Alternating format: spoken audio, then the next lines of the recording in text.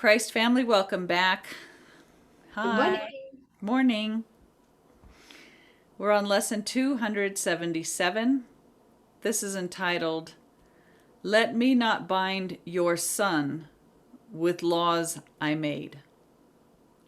So in that title there, or the subject, your son, let's remember who is God's son.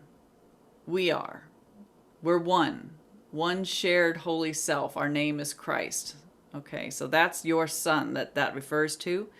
And when it says the laws I made, we're talking about that wish for separation, and it's a separate mind making in the thought of duality, God and something else, right? A life of separation. Okay, the gap. Thank you, the gap. All right. Your son is free, my father. Your son is free, my father. Let me not imagine I have bound him with the laws I made to rule the body. He is not subject to any laws I made by which I try to make the body more secure. He is not changed by what is changeable. He is not slave to any laws of time. He is as you created him because he knows no laws except the law of love. Let us not worship idols, nor believe in any laws idolatry would make to hide the freedom of the Son of God. He is not bound except by his beliefs. Yet what he is far beyond his faith in slavery or freedom. He is free because he is his Father's son, and he cannot be bound unless God's truth could lie, and God could will that he deceive himself.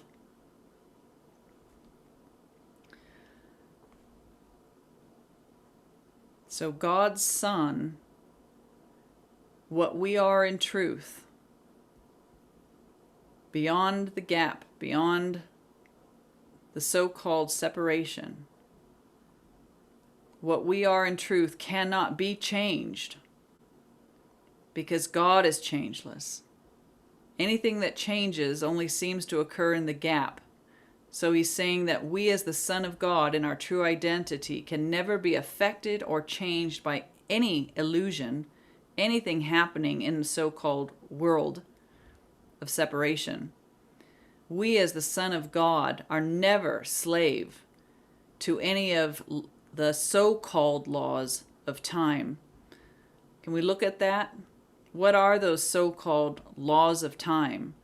The law that says you had a birth date, that what you are somehow entered into the gap in truth, that you were born into matter, that you are moving along a horizontal timeline, that certain laws affect the status of your well-being depending on the age that you are, that certainly the body will get older and begin to decay and have aches and pains and become sick.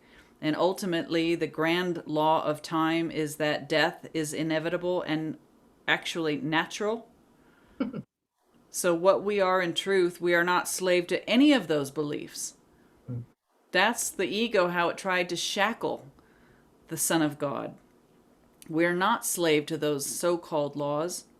We are, the Son of God is, as God created him.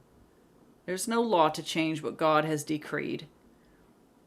And actually, it's because we know of no law except the law of love. That was what was written in our heart when love created us like itself. That's the truth.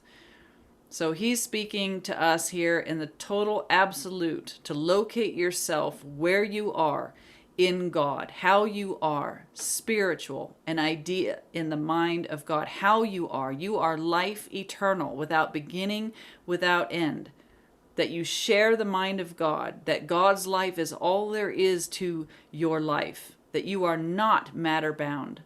This is all some supposed happening within a sleeping mind that can awaken and find itself where it truly is, at home in God.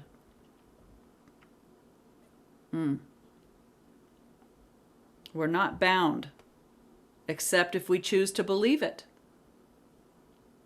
Yet what we are beyond our beliefs is so far beyond his faith and slavery or so-called freedom. He is free because he is his Father's son. Okay. Anything, sis? No, I don't have anything to add to that. I'm listening, but no, I don't really have anything. I mean, the idols in the gap are the laws of the ego. Yeah. And, we've got to stand steadfast against them when we're tempted to believe in them. Yeah. Well, what are some of those? I mean, when you look at this gap, remember it's, space-time, bodies, birth, death. It never occurred. We're really trying in a sleeping mind to carve out of God this place. And it's got all kinds of laws. Maybe if we can recognize some of the more prevalent ones, it would be more applicable to somebody listening to us right now. I mean, there's health laws that you can discount that have nothing to do with what you are in truth as the Son of God. There's laws of economics that don't bind you. You're not under the laws of whether the market's good or bad, or you've got great stocks or not, or it's a great housing economy, or because of a pandemic there's no housing. These are just beliefs that infiltrate this gap, but they don't affect you. And it's up to you to place yourself where you are, knowing that you're exempt from any of those so-called laws because you're not in that picture. You have a body that can move about in it as in service to God's will, but you're not there. You are here I'm under only the laws of God. Death is not a law that confines or describes you. It has no hold on you. Death can't find you. It thinks you're this, but you're not that. So what are God's laws? What are the laws that you're under? Eternal life, right? Perfect health, abundance, satisfaction, a mind at rest that moves at the impulse of love's hand, being in the flow, all obstacles removed, holiness, joy, union, the felt state, not words. Incorruptible and changeless innocence. That's what we are. That's the essence of what we are. That's it. And when we really embody that and take that in, then we will be able to identify and move with God's laws. Yes. But while we still believe that we're corrupt in some way, then we're not going to really open to receive God's laws, to remember God's laws. Right. Yeah. Okay.